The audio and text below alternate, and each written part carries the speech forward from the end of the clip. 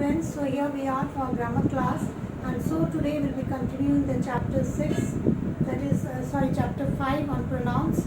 So 3 more kinds are left to be discussed today, and so we have the 6th kind of pronouns, that the indefinite pronoun.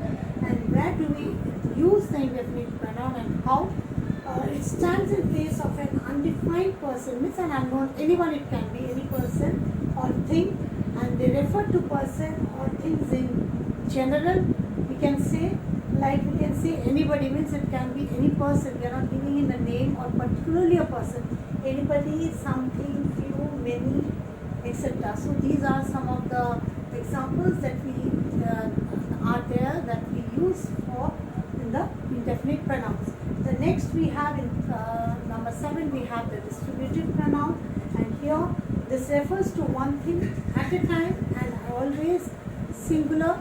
They are used in a singular way. Example, each, either, and neither. So these are the 3 pronouns that we use in the distributive pronoun. Then we have the demonstrative pronouns, which is used to point out the things that they refer to. Means we are not using a name, we are not using a noun, but instead of that we say we use this, and the plural is these, that, and the plural for that is those. So these are the 4 demonstrative pronouns that we use. When we say this is her house, so we are demonstrating a house by saying, using the demonstrative pronoun this, yeah, that. And we use this for the near objects, and that and those for the far away, distant objects. So hence these were some of the pronouns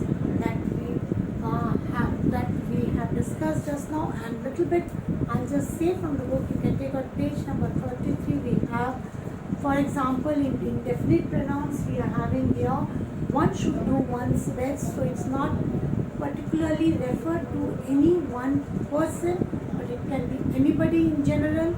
None of these shirt is nice. It is any shirt we are using for a thing. Somebody has taken my pen, so it can be any person. So these words do their work in an indefinite way, and we have some more indefinite pronouns here, talking about somebody, anyone, few, many, nobody, and etc. etc. There are more of like this. Then we have the distributive pronoun. When we say, for example, 13 children came for the party, I gave each a chocolate. So here each is referred to a child amongst all the children individually. We are talking about each and every child was given a chocolate. So either of these shirts can be bought for within, means either this or that. When you have a choice between 2 or 3, so you use here either. Neither is a very good picture. Here also you are talking about, there are many pictures, among them you are saying that none of the pictures are good. So when we use each, either, and neither, they refer to one thing at a time, and so they are named henceforth as distributive pronouns. Then coming on to the last kind, we have the demonstrative pronoun. Here we have the words. When we say this is the book I was talking about, this here is pointing out the things that it refers to. It's particularly that book itself, and hence it's called the demonstrative pronoun. So this and that, as I told you, is used singularly. These and those is used in a plural way. This is for a near object, that and those is for far away object. So this is all is about your chapter on pronouns, talked about the kinds of pronouns.